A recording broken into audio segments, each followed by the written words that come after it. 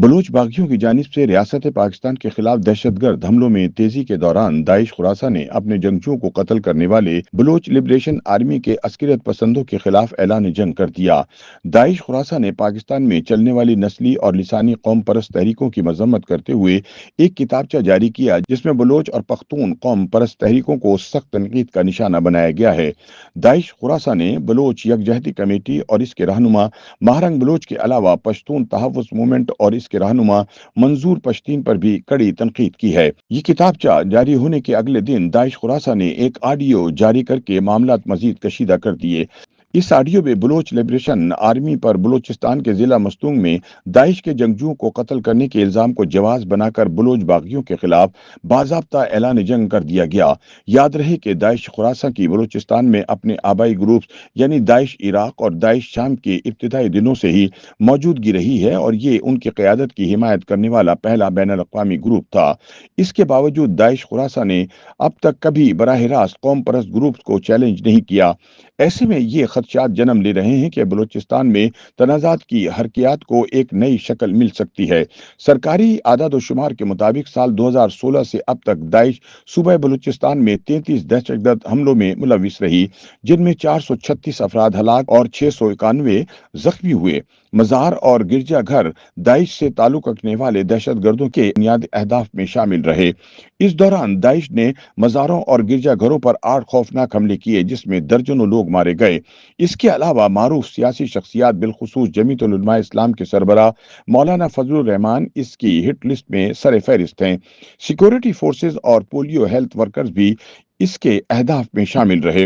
جے you آئی کے کئی senior رہنماؤں پر داعش خراساں کی جانب سے بلوچستان میں حملے کیے گئے جن میں مولانا عبد الغفور حیدری، حافظ حمد اللہ اور مولانا عبد الواسع نمایاں ہیں۔ داعش نے سبی میں تحریک انصاف کے امیدوار کو بھی نشانہ بنایا، جبکہ سب سے خطرناک حملہ سابق صدر عارف علوی پر ہونے والا قاتلانہ حملہ تھا جس میں وہ بال بال بچ گئے۔ داعش نے قوم پرست رہنماؤں اور ریاست نواز سیاستدانوں کو بھی نہیں بخشا۔ داعش نے بلوچستان عوامی پارٹی یعنی باپ کے رہنما سراج رئیسانی کو 2018 کی انتخابی مہم کے دوران قتل کر دیا تھا۔ اس کی ایک اور بڑی واردات بلوچستان کے شہر مستونگ میں چینی شہریوں کا اغوا تھا۔ دلچسپ بات یہ ہے کہ خیبر پختونخوا کی طرح بلوچستان میں بھی داعش کی کارروائیاں مخصوص علاقوں تک ہی محدود ہیں۔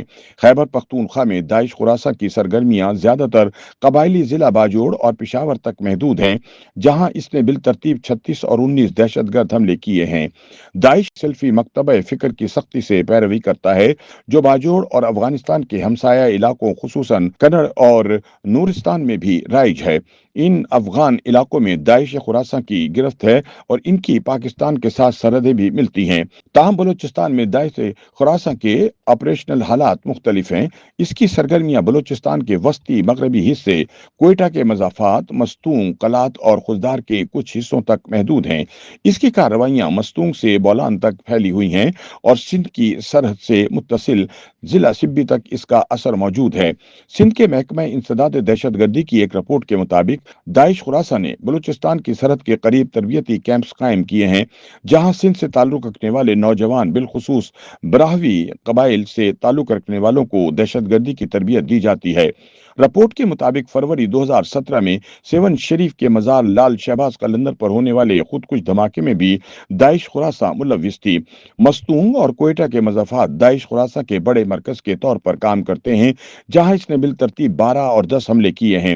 داعش بلوچستان کے شہروں قلات، بولان اور خضدار میں بھی موجود ہے۔ ان علاقوں میں زیادہ تر بلوچ کمیونٹیز آباد ہیں جن میں اکثر مذہبی تنظیموں سے وابستہ ہیں۔ مولانا فضل الرحمان کی جے یو آئی کو ان علاقوں میں مضبوط سیاسی حمایت حاصل ہے۔ دفاعی تجزیہ کار اس مذہبی جھکاؤ کو پاکستان میں انضمام سے پہلے ریاست قلات کی دیوبندی مدارس کی سرپرستی کا نتیجہ قرار دیتے ہیں۔ سیکورٹی تجزیہ کاروں کا کہنا ہے کہ بلوچستان میں مختلف اسلامی شدت پسند تحریکوں بشمول تحریک لبیک پاکستان اور شیعہ تنظیموں کے درمیان مسابقت بڑھ رہی ہے۔ ان کا کہنا ہے کہ شیعہ مدارس نے گزشتہ 15 سالوں میں خطے میں خود کو وسعت دی ہے۔ بتایا جاتا ہے کہ ٹی ایل پی نے بھی इस खित्ते में अपने कदम जमा लिए हैं। इसने बुनियादी तौर पर कराची से कोयटा कराची हाईवे के साथ साथ अपना असर व रसूख बढ़ाया है। कराची में रहने वाले इस इलाके के कुछ बलोच बाशिंदों ने इसका असर व रसूख बढ़ाने में भी कलीदी किरदार अदा किया है। लेकिन इसके बावजूद JUI खित्ते में एक गालिब सियासी कुव्वत है जिसके पास इंतखाबी ताकत भी मौजूद है। अब सवाल यह है कि दाइश खुरासां, खैबर पख्तूनख्वा और बलूचिस्तान में JUI को निशाना क्यों बनाती है। इसका जवाब यह है कि दाइश JUI को पाकिस्तान में तालिबान के करीबी इत्तेहादी के तौर पर देखती है।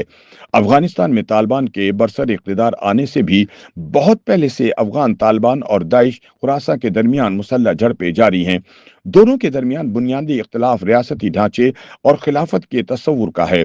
दाइश खुरासा का मानना है कि तालिबान एक कौम परस्त तहरीक है जो मगरिब की इत्तेहादी है। दाइश की नज़र में पाकिस्तान, दीगर मुस्लिम रियासतों और तालिबान अशराफिया में किसी किस्म का कोई फर्क नहीं है। दाइश खुरासा के नज़दीक कौम परस्ती सरासर एक गैर इस्लामी तस्वुर है, चाहे वो बलोच हो या पश्तून। इसी सोच की वजह से बलूचिस्तान और खैबर पख्तूनख्वा में कौम परस्त तहरीकों के लिए दाइश की जानिब से खतरात बढ़ गए हैं। ऐसे में इस्लाम पसंद अस्करियत पसंदों और बलोच कौम परस्त बागियों के दरमियान मुसल्लह जंग का इम्कान मुस्तरद नहीं किया जा सकता। अगरचे BLA ने अपनी ऑपरेशनल कार्रवाइयों को बलूचिस्तान के बेशतर इलाकों तक वुसअत दी है, लेकिन दाइश बुनियादी तौर पर मस्तूंग और इसके इर्द गिर्द के इलाकों तक ही महदूद है। इस सब के बावजूद दाइश की वहां मौजूदगी BLA के लिए खलफशार का बाइस बन सकती है। ऐसे में यकीन से नहीं कहा जा सकता कि बलोच कौम परस्तों और दाइश खुरासा के माबैन चपकलिश की ये सूरत हाल सिक्योरिटी इदारों के लिए अच्छी खबर है या नहीं। अगरचे कुछ लोग इसे एक तनाज़े के तौर पर देखते हैं जो बैक वक्त दोनों मुखालिफिन को कमजोर कर सकता है, लेकिन हकीकत इससे ज्यादा पेचीदा हो सकती है।